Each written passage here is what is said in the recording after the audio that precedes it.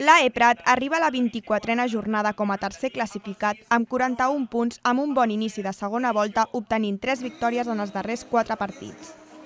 L'equip Potablava encapçala les primeres posicions de la taula, situant-se tan sols 3 punts de l'Hospitalet, que es troba en segon lloc dins la clasificació. Empezamos muy flojos, hemos ido de menos a más. La verdad que pese al resultado de hoy llevamos una dinámica muy positiva en los últimos meses y bueno, eso es lo que ha hecho que estemos en la tercera posición antes de este partido, obviamente.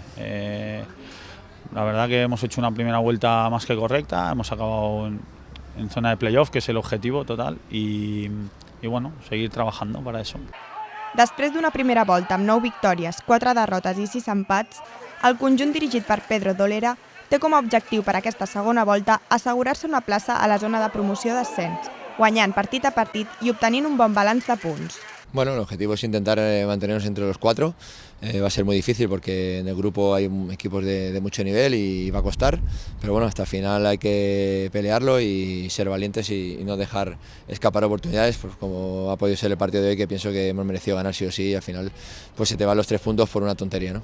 En la 24a jornada de Lliga a tercera, l'AE Prat ha caigut per 0-1 al Sanier, contra un rival directe, l'Europa. Aquesta derrota ha permès a l'equip gracienc empatar a punts amb el conjunt Potablava, que es disputa una plaça a la zona dels play-offs.